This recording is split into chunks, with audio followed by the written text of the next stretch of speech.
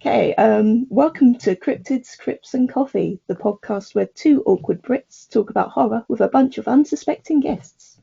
I'm one of your hosts, Lou Yardley, and today I'm drinking hot Vimto. I thought about having a beer, but then I realised I'm not that cool. Hot Vimto. That's, hot Vimto, yeah.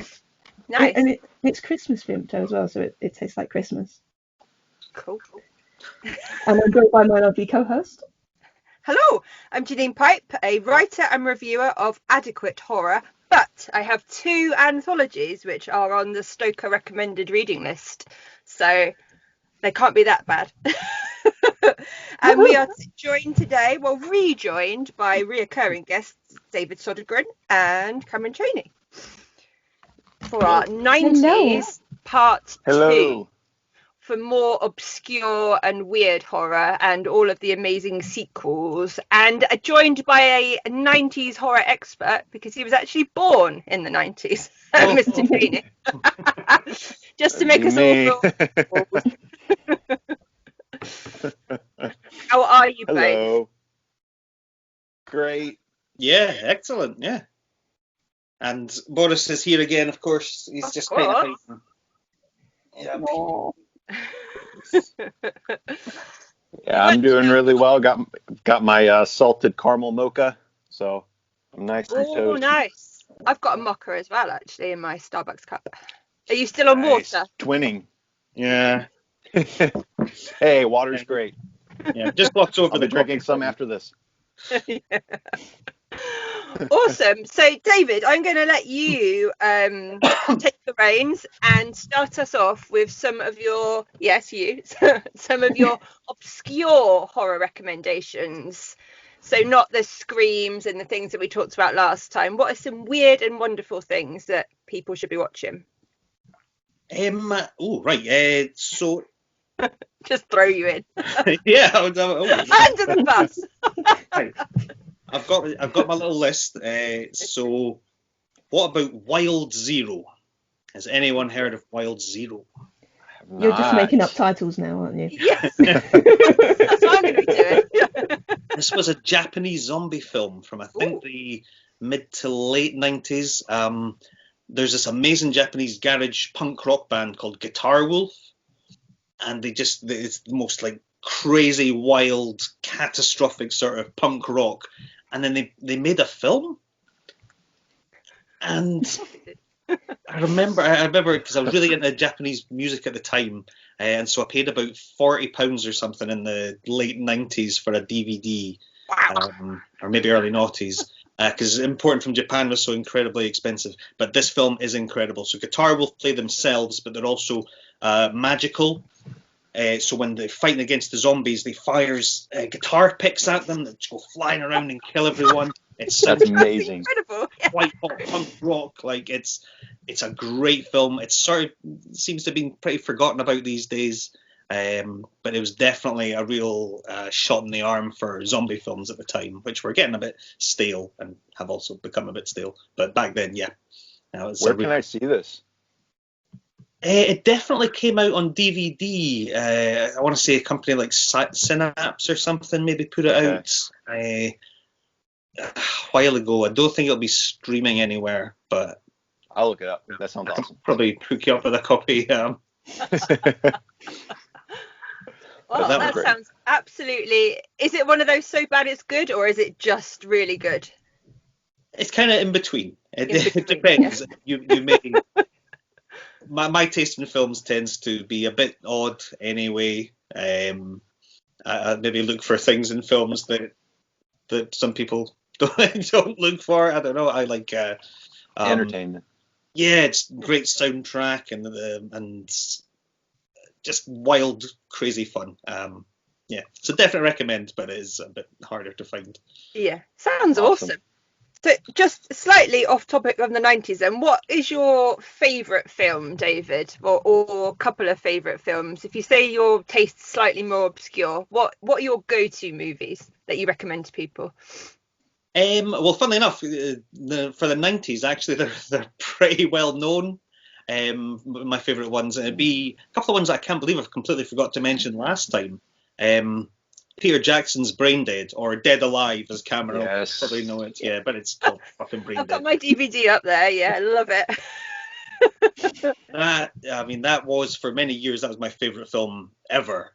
Yeah. And to the point where I actually haven't watched it in 10 years or so at least, because it's one of those ones that where like I don't want to sort of spoil the joy of seeing it. I want to sort of forget about it a bit, you know. We all seen that, presumably, yeah? Oh, yeah. Many times. They're doing that new 4K restoration now, which I'm really excited for, because it's out of print here in the States. It's really hard to find it. I think Arrow are putting out next December. They put up a list of clues for their titles coming out next year, and one of them is EPJ box set, which people are presuming is early Peter Jackson box sets. Maybe Bad Taste. There we go. Awesome. Nice. Yep. Yeah. Can't wait. I'll just wait another year for that to come out. I think. Yeah. Another massive one from the 90s that I totally forgot to mention last time, and it's such a wonderful film. Tremors. Hey! I was the first one though, then they kind of peter off a bit. I've only seen the first sequel where they're in Mexico, I think, and they're running around the graboids. Mm-hmm. I've not seen the ones after that. I think a new one just came out this year or something. Yes, there is a new one, yeah. There's like a dozen of them, and the TV series. Oh, yeah. Yeah, that was in the, I think, early 2000s. I remember watching that on the Sci-Fi Channel. I have a German DVD box set, which was a giant plastic graboid, and within its mouth, the DVDs were. Wow. That's awesome. Nice. So a TV series as well, wasn't there? Yeah, it was pretty good from what I remember. It's been ages since I've seen it. And didn't Amazon do a pilot for a new series with Kevin Bacon? With Kevin Bacon. No, they didn't. They didn't pick it up, which was stupid. Absolutely good. Good. That was a big disappointment. I guess another favourite would be, it's a slightly more obscure, this one's called Night Watch, but it's not the Russian vampire film. It was a sort of a Danish, it's more of a thriller almost, like a Giallo-esque thriller. They remade it with the same director, Ole Bornedal, with Ewan McGregor. I think it's, again, called Night Watch, which wasn't as good, but it's about a guy who gets a job as a security man overnight in a morgue. Oh, okay. Unbelievable. This rings a bell. It's really, really, really good. Really scary, very clever. There's one or two bursts of unbelievable violence, and there's a mystery that I'm terrible at guessing mysteries. For someone who loves mystery films, I never guess who the killer is. This one has got a great mystery. Big recommend for that. Now that I don't think there's a Blu-ray I found for it recently, but it's not got English subtitles. So I think it's just the old UK tartan VHS is the only version I've been able to find. So. I have a 20 movie collection that I got out of a bargain bin, and I believe it's on there. Oh wow, the original one. I think the Ewan McGregor one. Oh, yeah. I'll start with the other one, but I believe that it's on there, and I've not even dug into those movies. I've had that set on my shelf for 2 years. Do you have as many DVDs as you have books, or? Not quite as many as I have books, but I'm a big nerd. Yeah, I'm a big nerd when it comes to physical media, so I'm all into Vinegar Syndrome, Synapse, all of those companies, Severin. Big nerd when it comes to those. Actually just made a huge Vinegar Syndrome order from their Black Friday sale. Yeah, me too. Yeah, got a lot coming. I've got about 15 to 20 titles coming, but because it's coming to the UK, I don't think they're going to be here before Christmas, but fingers crossed. Yeah, usually it takes like 3 weeks for them to arrive here. Oh, of course. Are you in?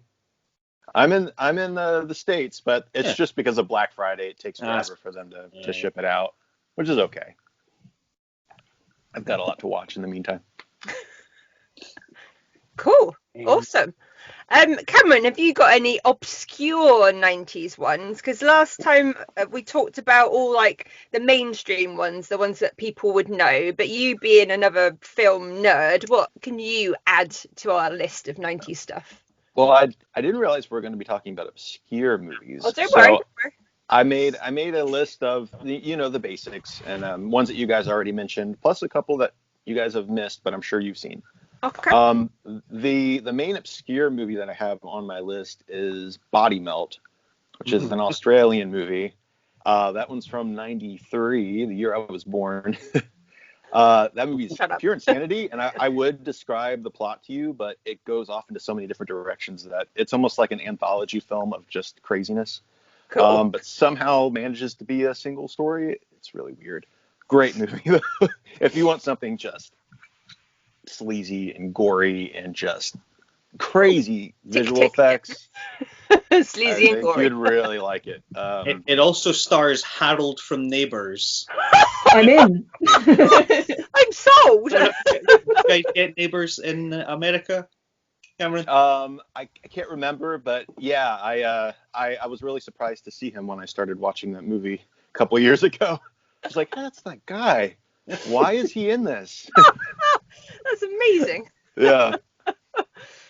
Otherwise, Scream, one of the greatest movies ever made, not just in the 90s, but just ever, in my opinion.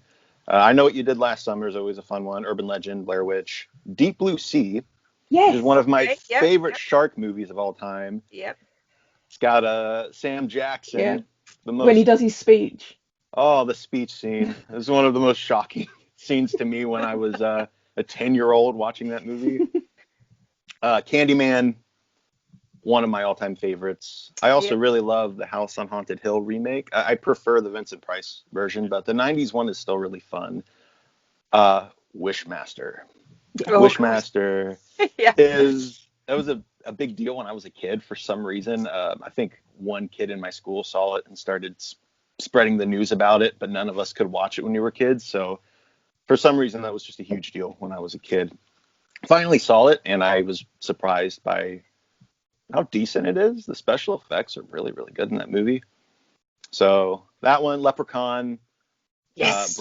and Bride of Chucky, which is probably my favorite sequel. I can see Lou like, yay, Chucky! But yeah, like you said, David, there's most of the kind of obscure movies, they don't really exist in the 90s. Most of those are in the 80s for me. And the So 70s. kind of, yeah, in the 70s. It's kind of hard to think of any from the 90s. It's Death kind of Warmed like- Up. That was a good one. That was another Australian film. Oh, yeah, I know it as. I think it came out in the UK as. It came out in the UK as Death Warmed Up, but it was Strange Behaviour, I think, is an alternate title. I don't know that one. I think so. It's a pretty fun one too. It's a lot like Body Melt in the way it's very insane. A really good dance sequence as well, halfway through, where they go to a party and some lightning crashes, which you should look up if you don't know. It's a great song. But yeah, I love a dance number in a film, especially one that's just out of nowhere. So always a goodness. An underrated part of horror movies, the famous dance sequence. Absolutely. I was watching Prom Night last night, so 80s. Oh, yeah. That's exactly where my brain went. Yeah. Jamie Lee dancing with Leslie Nielsen. Then there's a three-way axe-wielding disco brawl at the end. So it's marvelous. Excellent. Yeah, I think that the 90s, there's not so much obscure stuff there. So it'd be more like the films that are actually the people look down on as being a bit shit, but actually are quite good. And it's mostly your stuff, especially your direct-to-video sequels and things. Yes. Yeah. Because just to plug one at random, like a direct-to-video film that no one talks about really, but it's actually really good. And it was this, the slasher boom was still going, but it got, it wasn't as big as it was. There was loads of these companies trying to put out slasher films with the new Freddy, so you'd have like Fear, which the killer was a wooden mannequin, and Sleep Stalker and stuff like that. But there was a really good one called Night of the Scarecrow. Yes. Love it. That one's excellent. Yeah, it's from Jeff Burr, who did like Texas Chainsaw Massacre 3 and Pumpkinhead 2 and stuff. And this film it's really creepy. It's incredibly 90s. Everyone's wearing plaid or denim cutoffs. That's what I still wear. Yeah. Every 10 years or so, we come back into fashion when that plaid and denim rolls around. Yeah, Night of the Scarecrow is one of those films that it's out on Blu-ray even in America. Yeah. Now. Olive Films put it out. Olive Films put it out. Yeah. Yeah, and that's the sort of film that it's fairly obscure in a way, but it got a big proper video release, but it's pretty awesome. I really enjoy that one. And not to be confused with Dark Night of the Scarecrow. Absolutely, Which is also a great film, but a different one. That's it. I was looking up the Blu-ray for Night of the Scarecrow. It just kept coming up with Dark Night of the Scarecrow, and I'm like, annoyed. I'm not a big fan of scarecrows, so that probably would scare me. I love scarecrows. I mean, I love them, but they scare me, if that makes sense. So, yeah. I'm going to write a scarecrow earliest story someday for you.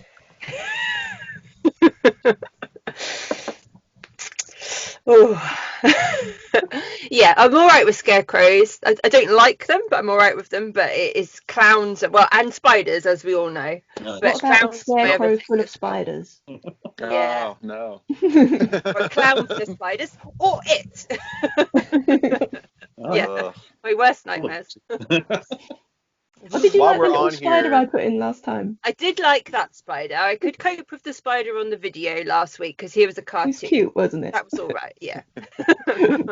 He wasn't going to hurt me. I didn't need to burn the house down for him.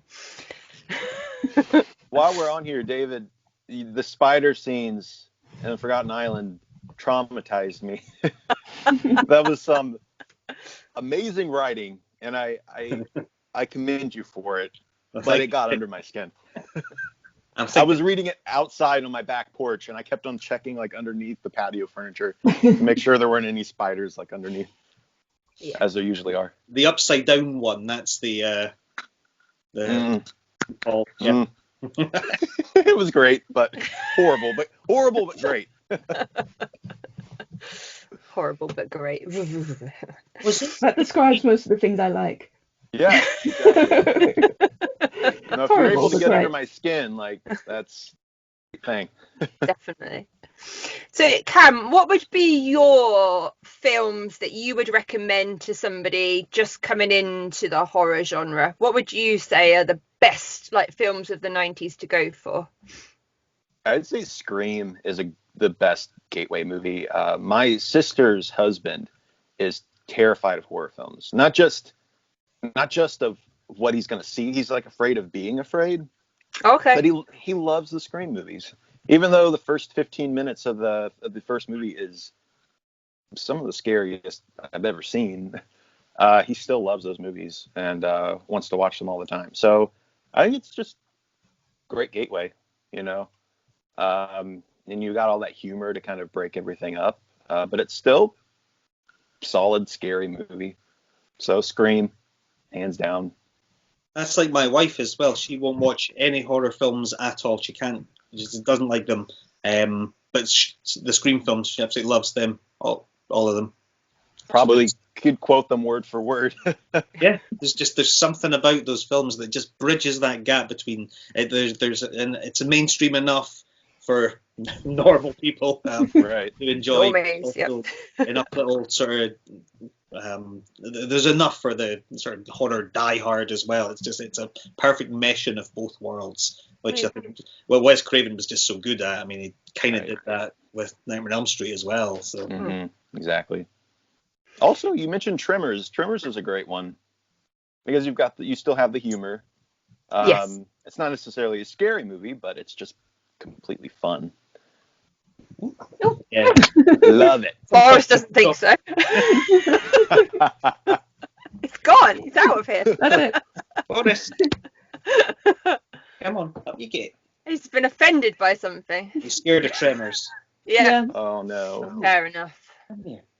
Yeah, my whole family used to gather around the TV whenever Tremors was on, and we would watch that. It's a perfect sort of mix. Come on. Sorry. All right. Boris, come We're back. Just Come on, Boris. I do. Yeah, Tremors to me is almost not horror. It's just silly. Yeah, Yay! more There like he is. I guess science fiction, Yeah. monster B movies from the Yeah. 50s. It really reminds me of those. Oh, It definitely. is good.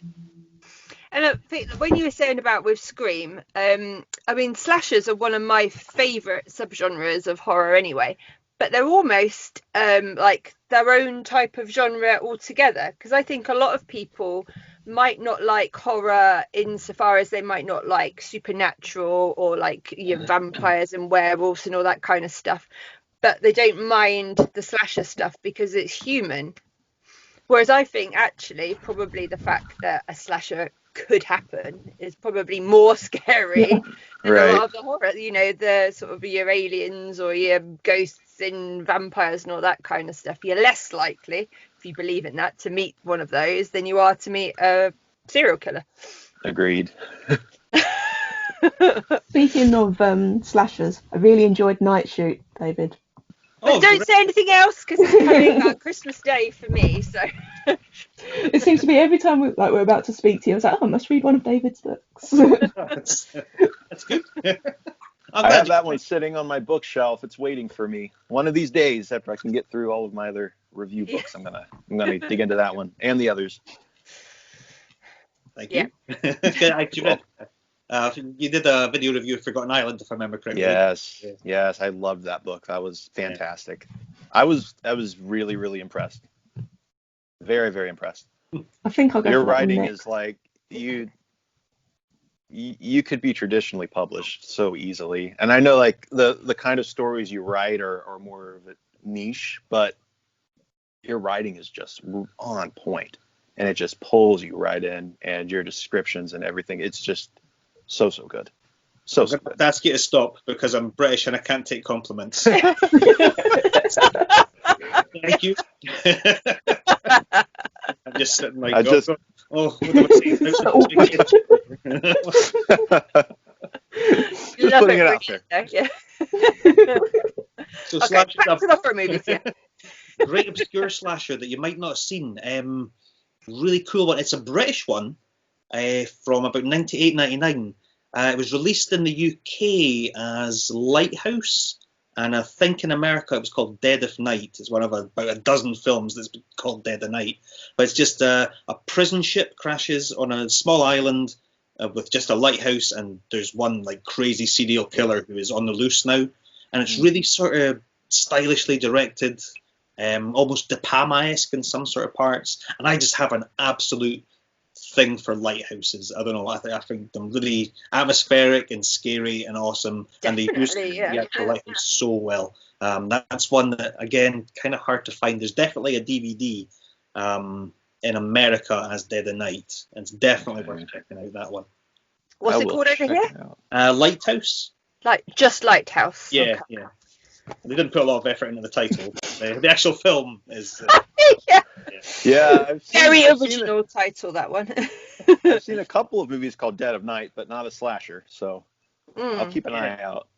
There's that sort of Vietnam War zombie Death Dream. I think it's called Dead of Night as well. Yeah, And there's one from the 40s, an anthology. Oh, that's too many. Yep. Oh, that's There's the 80s anthology, TV anthology. That one was really fun. Oh, I've not seen that. That one, I think it's a remake actually of the one from the 40s, if Ah, I'm remembering correctly. It's on Shudder. I don't know if it's on Shudder over where you guys are at, but it is here in the States. our Shudder's very much a very pale facsimile of the American one. Is it? About a tenth of the titles you guys have. That's a shame. It is. They've got some great stuff, but Yeah. not I Yeah. could still just watch Shudder all day. I love the documentaries. They're amazing. Mhm. I think Shudder have just announced for America they've got like it's Giallo December or something, so they've got about 20 amazing Giallo films coming out. Oh, Right. jealous. And you've got them all, so I don't know why, but it's just Yeah. It's the principle. Yeah. So, David, that's sparked something in my mind.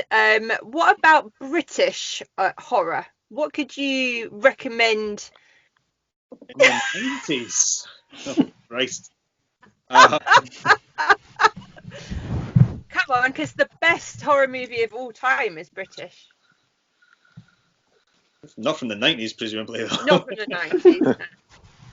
Dog Soldiers. Oh, Best film ever. Dog Soldiers. Yeah.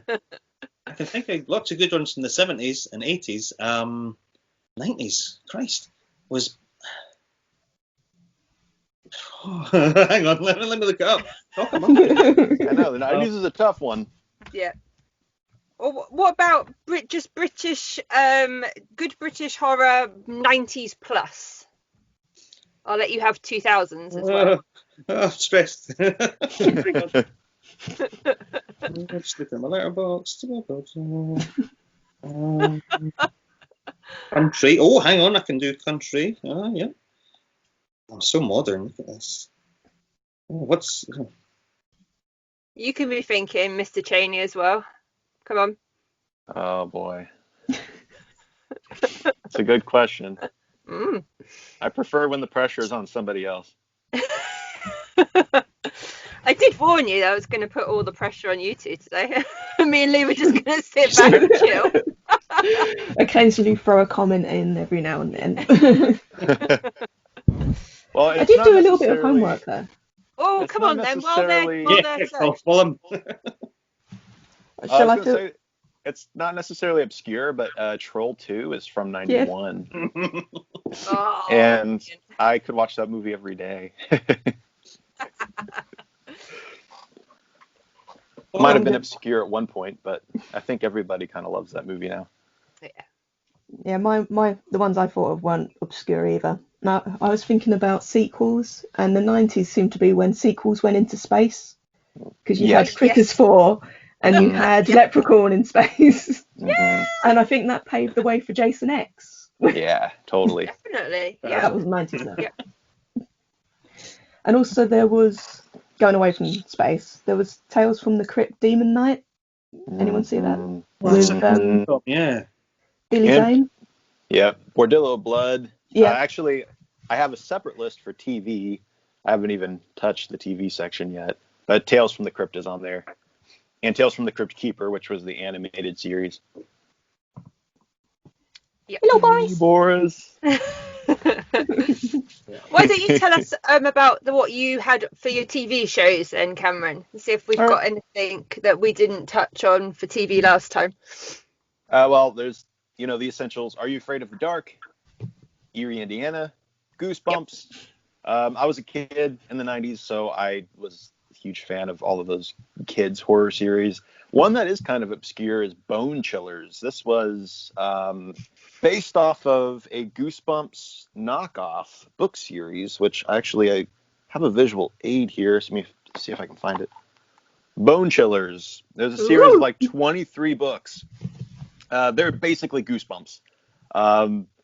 And they did a TV series of it in the 90s. None of the books were related to each other, but the series takes place in one high school. You get the same characters. It actually has a very young Linda Cardellini, who I love, one of my favorite actresses, especially right now. She's kind of made a comeback.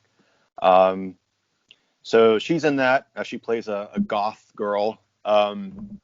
It's a lot of fun. It's super, super goofy. It's made for kids. It's just super zany. It's actually produced by Disney.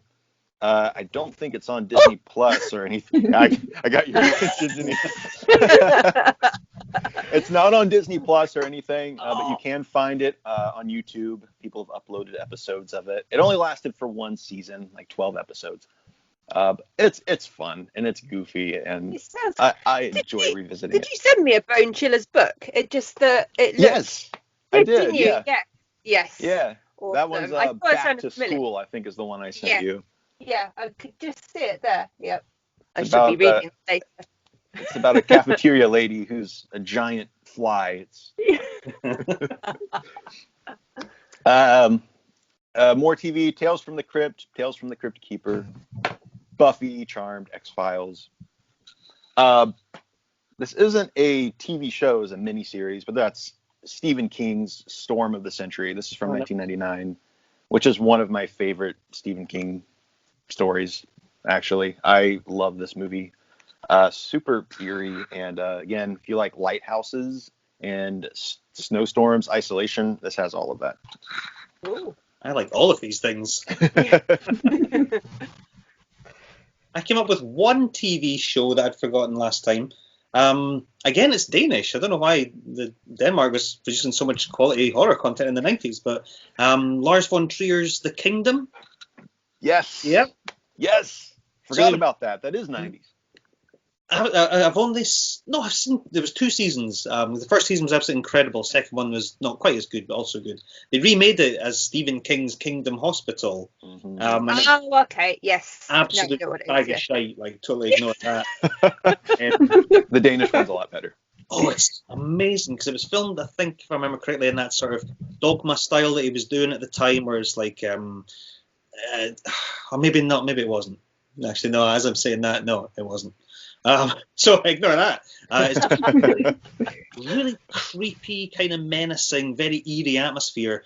And the cliffhanger, the final shot of season 1, is absolutely mind-boggling. Like you could never guess what that final shot is going to be. Do you remember, Cameron? Yes, it's great. It's really good. Wow, I want to watch it just for that moment now. It used to be on Shudder. I don't know if it is anymore. Oh, really? Yeah, it was when I first got Shudder a couple years ago, and I haven't really seen it since then. It might still be on there. I'm just not sure. Cameron, just while I see you're wearing a lovely Michael Myers T-shirt there, I want to know your opinion on the 2 sequels we got in the 90s, which would have been Halloween 6 and then Halloween H2O. Yes, Halloween H2O. I like Halloween H2O. I love Halloween I feel like it's a bad.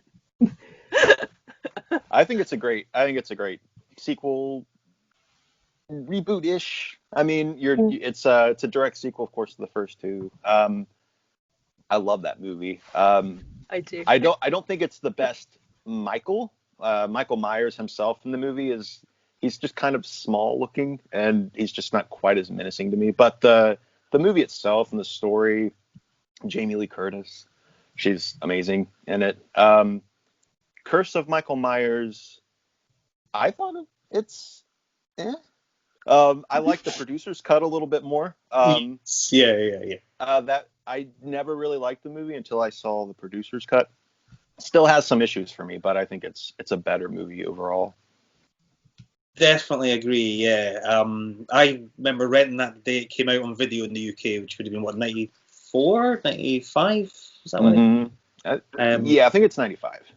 And if you've not seen it, anyone, it stars Paul Rudd, rather a very young Paul Rudd. Does he look exactly the same as he does now?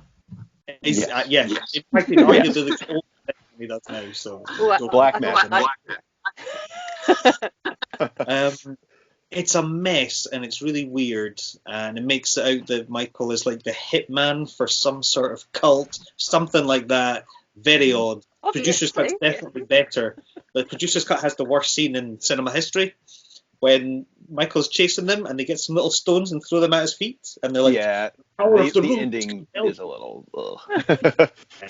I appreciate they swung big. They really tried to do something different. Didn't always work, but it's definitely underrated. I arguably prefer it to H2O, but just because I don't like Josh Hartnett's hair in Halloween H2O.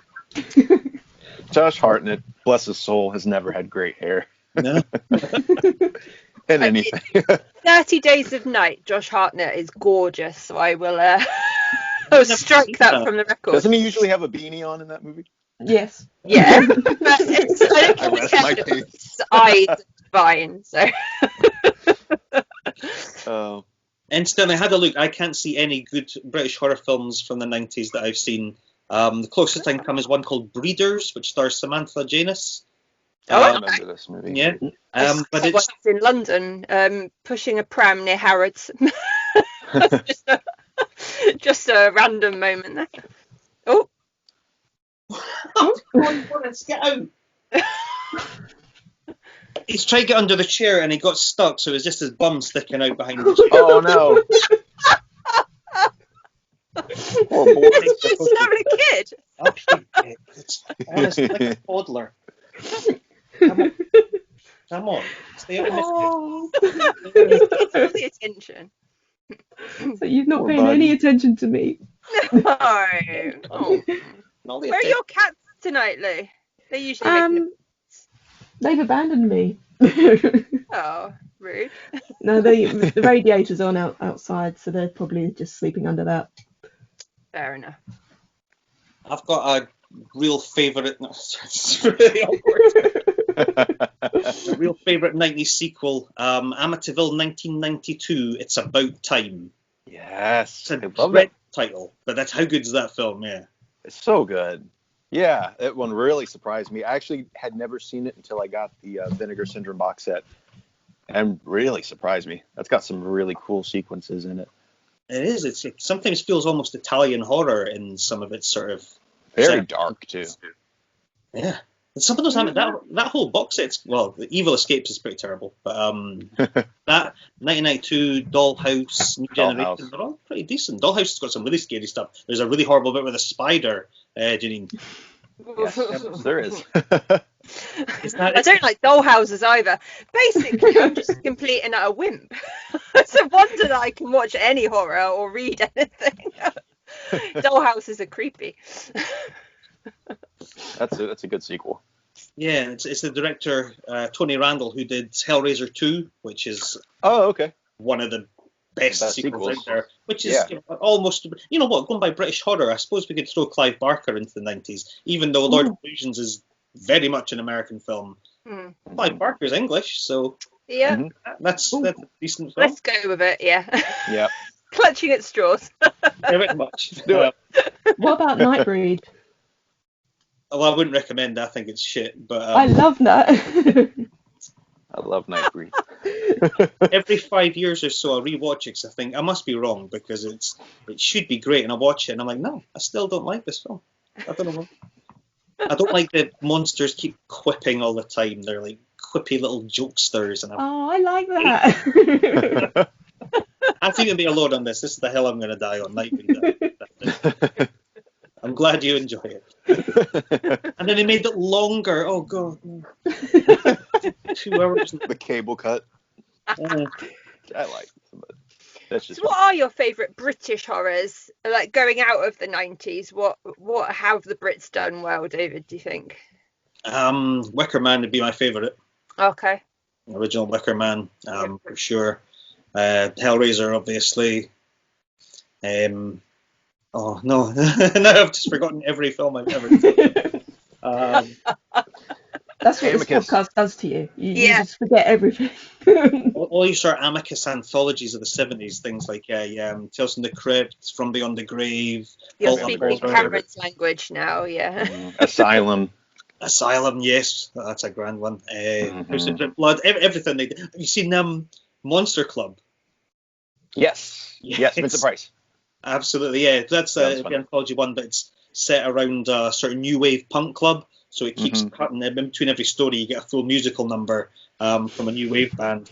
One of which has an animated skeleton. Well, no, it's a woman and she strips, but she strips all her skin off down to a skeleton. That's marvelous.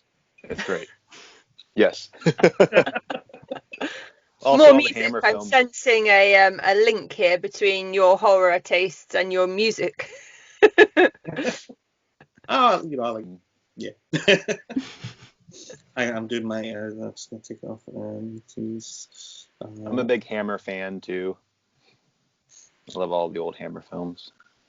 Hammer's almost one of my sort of blind spots in a way, where I've seen quite a lot of their stuff, and I always really enjoy it, but never quite enough like the way I enjoy like an Italian horror film or a Spanish one or something. It just needs a little bit more oomph, a bit more sex and violence, a bit more style and stuff. I mean, they're all pretty great, all the ones I've seen, but that would be the later Hammer films have a lot more sex and violence. Yes, well, to the Devil a Daughter is my favourite, I think. That would be one. Oh, The Devil Rides Out. Oh my God, yeah, that's The Devil Rides Out. It's absolutely incredible. Oh yeah, Devil Rides Out is amazing. Yes. Yeah. From the first scene, it's tense.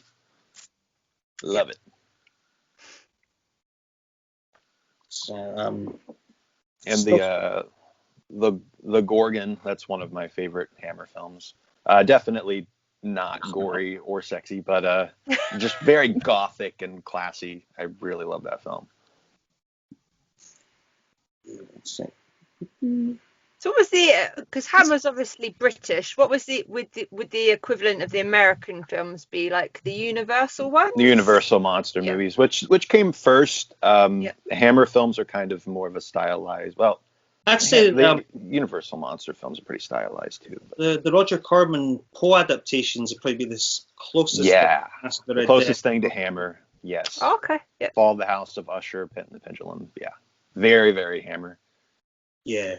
Especially, I think Massacre of Death was shot by Nick Roeg, who did like Walkabout, Man Who Fell to Earth and stuff. Incredibly talented British director, and he shot that. And it's really, the colours are almost like Mario Bava-esque. Yeah. Big recommend for that. I've remembered some British horror films from the 70s. I had to look up Pete Walker's films. Anyone seen like Frightmare, House of Whipcord? What was that? He said no, he hasn't seen them.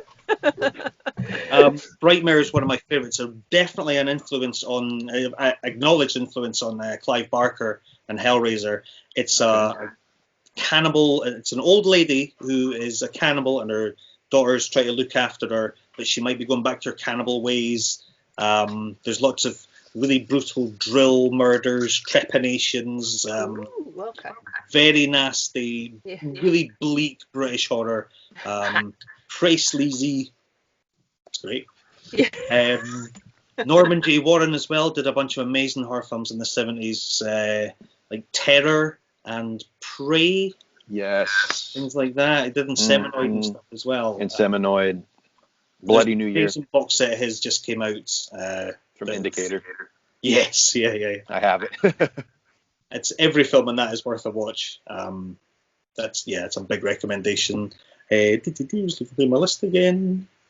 Tower of Evil. Oh my god. I haven't seen this one. Right, so remember I was talking about Lighthouse earlier from the 90s. Mm-hmm. Lighthouse is practically a remake of Tower of Evil. So it's set in the 70s. It stars Robin Asquith from all the Confessions movies. And that is, it's a bunch of people on a very small, misty lighthouse island. It's a total proto-slasher. So it's early 70s, but it's a pure slasher. Like you would expect it to come from the early 80s. Really violent sort of body count movie. Big recommend. And I think it's definitely, I've got it on Blu-ray here. I think it's announced for America next year. Scorpion, I think, is putting it out. Mm-hmm. That's an absolute must buy, that one. I'm going to get it. I haven't seen it, but I always hear people talk about it. So I'll give it a watch. I'll let you know what I think.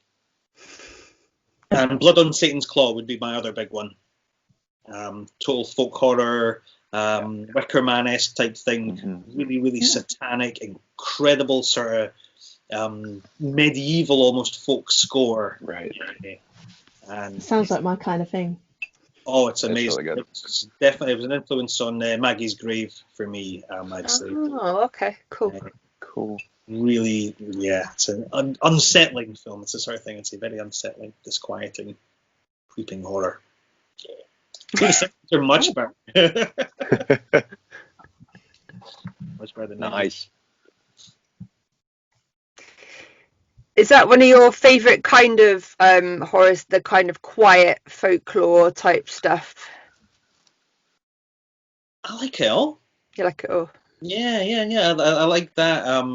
But also, conversely, like Brain Dead or Dead Alive. Just a full tilt sort of gore. Runs the gamut. I like it all. Yeah. Mm-hmm. Same here. I think my preference just would fall on the 1970s. That seems to be when the most interesting sort of stuff was coming out. The 90s was definitely much more studio based. I think that's why the 90s doesn't hold such an appeal for me, although it obviously does because it's more nostalgic because that's when I grew up. I was saying last time, Cameron, that I was age 8 to 18 during the 90s, which is very much that's when you're finding your who you are and watching all those horror films. Your Children of the Corn sequels, your Child's Play sequels. You know, what else was on my list? Actually, I've lost it. Oh God, I'm such an amateur. So I watched Clown House in the 90s. Is that a 90s film or is that an 80s film? Yeah, that's 89. That's the only thing I can think of where my fear of clowns came from. Yeah. He's that director as well. That's 11. The director is the scary one. Yeah. Yeah. Oh, is that the one that? Okay, yes. Now I know what you're talking about. Okay, yes. Yeah. He also did like Jeepers Creepers. Yeah. Yeah, he's a creep. But it was on the set. Yes. Yeah. To that one because just the backstory, knowing the backstory. Yeah. I've probably ruined it for you as well now, Janine. But it sounds like you watched it again anyway, so it's fine. No, I would never. I watched it at a sleepover. Was like forced to watch it, and I swear that's where my fear of clowns came from in the first place. So I've never watched it since. And now I've linked to it is, then I wouldn't watch it again anyway. Yeah. I've never seen it myself just because I knew the backstory first before I ever watched it. So I was like, I've seen Jeepers Creepers, but that was before I knew anything. Yeah. Same I like Jeepers Creepers. It's not a bad film. Jeepers Creepers is a fun film. Fortunately, there's no horrible backstory behind that movie in particular, even other than just the director's history, obviously. Yeah. Jeepers Creepers 2, not as good. I've not seen that or three. Just it's isolated. I mean, that's about all I could say about it. It's got that eerie, just like one setting kind of feeling, but the first one's the best. Oh, I thought of a question. That's nothing to do with 90s horror. But are there any sequels that are better than the first film? Child's Play 2? 100%. Yes. That's the first thing that popped in my mind. Terminator 2 for me. I'm going to disagree on that one, but that's all right. Sorry, you're off the show now, but Terminator is like it's a pure slasher film, and I will always take a slasher film over a big budget sci-fi action. As amazing as Terminator 2 is, and it's absolutely fantastic, I will take a grimy, gritty, nasty little violent slasher sci-fi. No, because I had a poster of Edward Furlong on my wall that I used to kiss every night. Oh my god, have you seen Brain Scan? Is he in that? Yeah, it's Edward Furlong. It's another one of those Freddy clones. This one was The Trickster. Right. It's a sort of sci-fi-ish video game type thing. It's got an amazing mid-90s soundtrack, total alternative rock. You owe it to yourself to see Brain Scan. It's all right. Like I remember loving it as a child, and then going back, and it sounds familiar, but I don't know why I wouldn't have remembered him being in it. But I'll have a look. Brain Scan. Yeah. I mean, he's at his young, handsome phase there, because it would have been a couple of years after T2, I think. It's about 15, yeah. There's Pet Cemetery 2. Close to my daughter's age now. What do you guys think about Pet Cemetery 2? Love it. Furlong? Love it too. Well, yeah. A lot of people shit on it, but I love that movie. I saw it as a kid, though, so that might have the nostalgia aspect about it, too. Again, though, it's got that 90s soundtrack. It's got like L7 shit list and things, which seems to turn up in like every film in the 90s.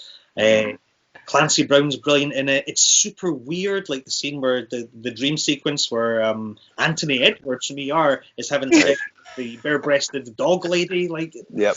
There's nothing else to that. And you've got the original director too, so it feels similar to the first movie. They go well together. It's a great atmosphere. That's a really good film, I think. It's totally underrated.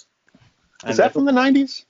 Oh, absolutely, yeah. It would be 91? 91, 92. Very early 90s, yeah, very early. So there we go. We got another 90s movie. Yay! And Terminator 2 is as well, so. That's true. Yeah. What about you, Lou? Any sequels better? I can't think. I know it's my question, but I thought if I ask it, I don't have to answer it. That was the rule. Totally, yeah. It's our show. We can do what we want. Yeah. There's a 90s one that I would say the sequel's better. In fact, it's When a Stranger Calls Part 2.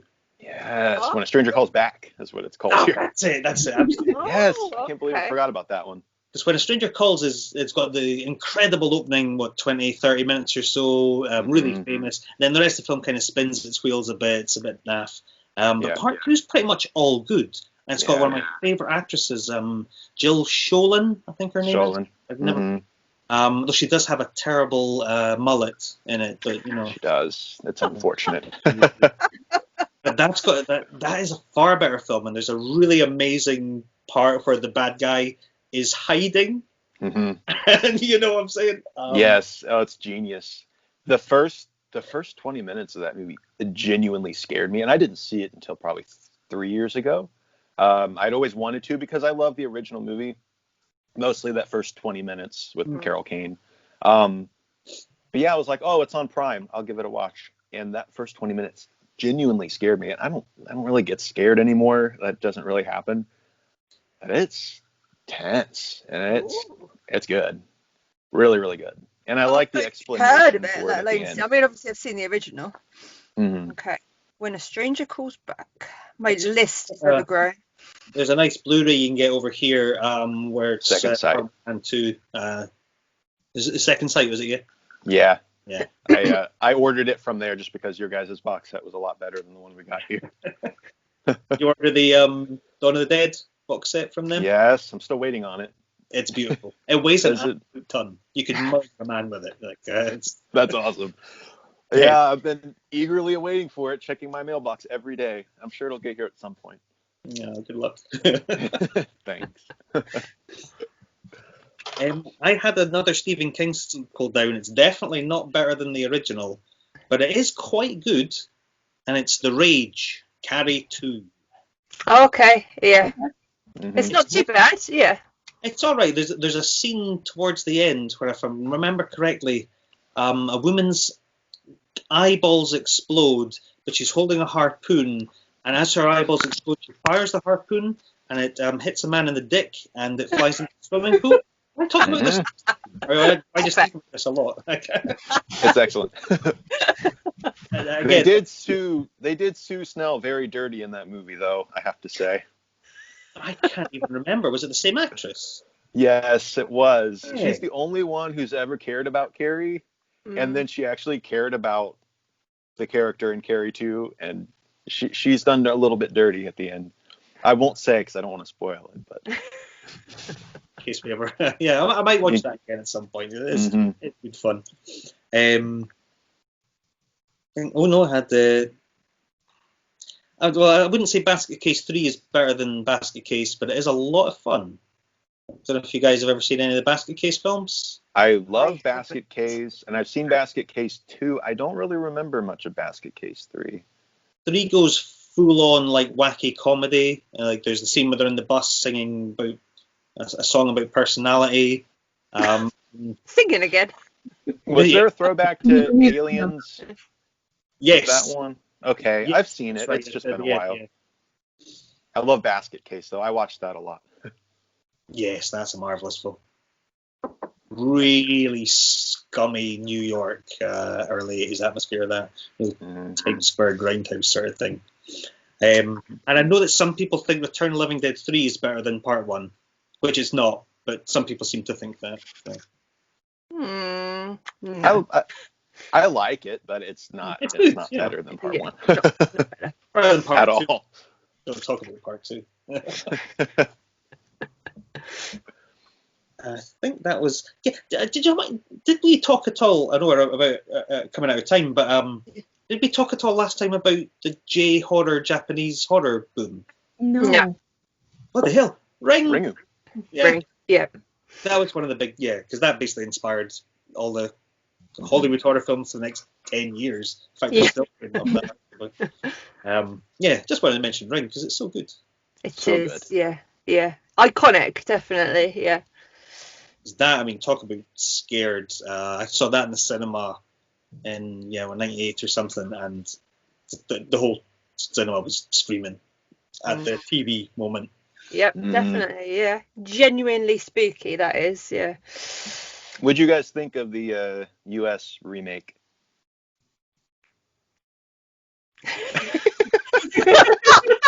I think I just got my answer. That's the action and a half there, yep. You know what? It could have been a lot worse. I thought it's actually decent. It's for what it is. It had a couple of really good jump scares, but it kind of for some reason, whenever you take a little Japanese ghost girl and you suddenly take an American actress to play her, she just always looks like a petulant goth.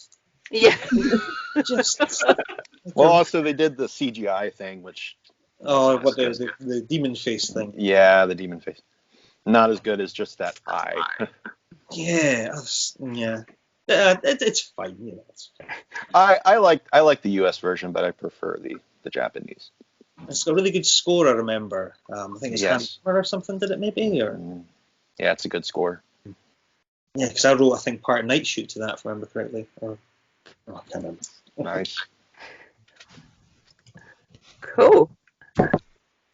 So, Cameron, were there any things that you could remember from the 90s? Because obviously you were only a youngster. Was there anything that you were just like dying to see, but you weren't allowed to? And then when you were old enough to watch it, it was a disappointment. So was there anything that you kind of like really built up? Like, I can't wait to be old enough to see that. And then when you did, you were like, oh, man. Not necessarily. I mean, Scream was the big thing for me. That's the one that I wanted to see and I wasn't allowed. My mom would take me to the grocery store and I would just stand in the little VHS section and just hold the VHS of Scream and stare at it and just like look at her like, please. She'd be like, no. So, but I mean, I of course wound up watching it when I was a teenager and loving it. Now, Chucky always scared the crap out of me when I was really, really young. And I hadn't seen the movie. I was just scared of Chucky. And I wound up watching the movie when I was around 12 years old. And I loved the movie, but I did not find him scary. I found him funny. So I was surprised by that. I thought I was going to be scared. And I was kind of like, oh, well, this is actually really fun. But kind of adorable. Yeah. I love the movie. But no, I don't think I've ever been disappointed. Not that I can remember. Well, that's so nice. I've never been disappointed. Well, I mean, I've been disappointed by movies, but not one that I've looked forward to when I was a kid and then saw it as when I was a little bit older. And I pretty much ate it all up when I was finally able to. The first one that absolutely terrified you, where you like had to switch it off because you were just so scared. And this goes out to everybody. Well, growing up, my mom always told me that if I watched horror films, it would like open a doorway and I would have nightmares and be afraid of the dark and all of this stuff. And then I finally started watching them and realized that I don't feel that way at all. I don't know. I don't scare very easily. I like to do the scaring. So I can't really think of anything right off the bat. I mean, I have been scared before by a movie, but mostly newer ones like that movie Terrified, which is a Spanish film. I love that film. Yeah. Scared the bejesus out of me. The dude under the bed that's like then in the closet and stuff. I was generally like, ah! The lady with her head hanging off running to the car. Yeah. That came out of left field and I screamed. Yeah. Brilliant film. So I mean, the first movie that ever scared me, I guess Texas Chainsaw Massacre. That kind of will shake up anybody, especially the grandpa at the end of the movie where you think he's dead and then he starts sucking the blood from her finger. I was like, what? Film to see at a young age. It's just I was around 14, I think, when I saw that, and it really got to me. And I watched it in broad daylight too because I was too scared to watch it at night, and it still got to me. Oh. Yeah. So that's probably the first. First thing that ever scared me, I was 5 years old, and it was Ghostbusters. And it's that scene in the library, you know, when the granny just rah.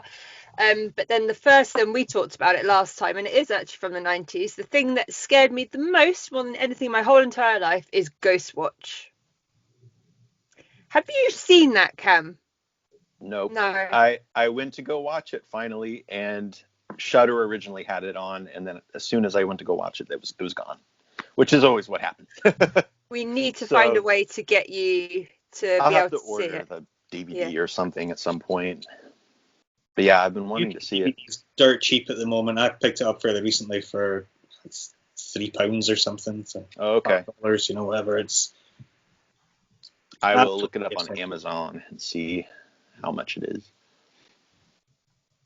What about you, Lou? I don't know. I'm the kind of person that will jump at everything when I'm watching a film, but there's not really anything that I thought I've got to turn this off. But yeah, I'll jump at things that aren't even horror. Never watch anything with Steve then, because he's exactly the same, and I just laugh. If he's jumping at something, it makes me laugh more. If there's a slightly loud noise, I'm just. And it doesn't have to be. What about you then, Jamie? Oh, sorry. Oh, sorry. Sorry? Oh, me? Funnily enough, it was a horror comedy called Alligator, which in retrospect is a hilariously brilliant film. John Sayles script, Louis Teague directed, absolutely great. But for some reason, I was about 6 or 7 maybe. They were down in the sewers, and I just remember thinking this alligator is going to get me. I got so scared I just switched it off, and then watch it again for about 10 years when it turned out it's a comedy. But yeah, it's just that sort of slight fear of the unknown. I remember seeing Friday the 13th Part 8, and I was really scared by young Jason in that. And so when I watched Part 1, again, maybe 7 or 8 years old, I was so scared towards the end when she sat by the lake that young Jason was going to jump out of the water at her that I switched off about 10 minutes before the end or something. I made the right decision because it turns out he does jump out the water at her. Spoiler for a 40-year-old movie. But yeah, that's the only 2 things I can think of for.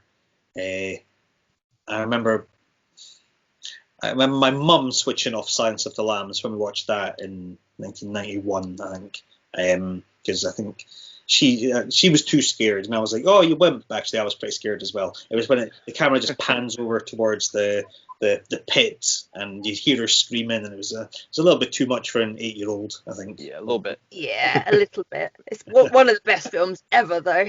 Yes, and 90s as well. Yeah, there we go. Yes, Oh, yeah. yep. Silence of the Lambs, absolutely brilliant. I did remember something. When I was 5 years old, I wanted to see Lake Placid. It had just come out in theaters, and I was a huge fan of Jurassic Park and stuff, so it was kind of up my alley. And I pressured my dad to take me to go see it, even though it was rated R, and I wasn't really allowed to watch stuff like that. And I told him, I'm like, I'm not going to be scared. I'm going to be so brave. The first 5 minutes of that movie, guy gets bit in half by the crocodile, and I remember crying and him having to take me out. And we went and saw Muppets in Space instead. So amazing film. Yeah. Muppets in Space. So I guess that would be the earliest, but I was 5, so yeah, I think we can forgive you for that. Yeah. And that's like you said, scares, then. for crocodile, it's a comedy. Lake Placid's mostly a comedy, so it's one of my favorites now. Yeah, that's ridiculous. Our ones are pretty much the same, but just films. Both scary reptile movies. Yeah. Right. Just about 15 years apart. That's what reminded me. I'm like, oh yeah, there's Lake Placid. Yeah, definitely. And again, I think with things like Placid, and have you guys seen Crawl? Yes, that's the recent one, yeah. That's the recent one, yeah. Again, you know, I mean, yes, they're not quite that big, but it's kind of good. You can just meet a crocodile walking down the road if you live in that kind of area. Mm-hmm. It's more likely than a lot of things, so I think they could be quite scary. My sister lives in Sarasota, and a lot of her neighbors have found crocodiles in their kitchens. They come out to make breakfast, and boom, there's one right there. Yeah. Yeah, well, when we've What do you stayed in do? Florida, we've Right. always been warned, be careful with the gators, you know, because the kid was killed on Disney property because they were dragged into one of the Disney lakes by an alligator. So Oh, yeah, it does happen. Not nice, but Boris, he's so cute. he is so cute. Okay, well, I think we're going to have to wrap up in a minute or Okay. two. So just before we go, Cameron, have you got anything that you would like to share or to plug or anything like that at the moment? Where can people find you and all that kind of stuff? All right, cool. Well, my book Autumn Crow is available on Amazon right now. Thank you. I also host Library Macabre on YouTube, so you can look me up there. I've been trying to post at least once a week, usually twice a week, just depending on my schedule. You can also find me on social media under Book Movie Guy on Twitter and Instagram. I'm also on Facebook under Library Macabre. I'm kind of taking a break from social media at the moment, but I will be back eventually. So that's all I got. David, obviously we did all of your bits and pieces last time. Have you got anything new that you can add? It's only been a couple of weeks. You haven't read a new book yet? You've written 2 books in that Yes, time. several new releases. No, but Maggie's Grave is still available at Amazon worldwide, so check it out. And on Kobo. Yes. Yes, my monthly sale for Kobo. Turns out it's Lou, but you know. Yeah, did you notice Night Shoot going the other week? No, is that you as well? Yeah. It's going to be the Forgotten Island next. Cool. I'll await that sale. Pound into my account. Yeah. Okay, well, thank you both very much for joining us. Thank you so much. Talk to you again, Cam, all the way from America as well. It was great being here. Thank you. And if we don't talk to you before, happy Christmas and happy holidays and all that kind of stuff to everybody as well. Okay, thank you very much. Thank you. Right. Bye. Bye. Yeah, bye, Boris. Bye, Boris.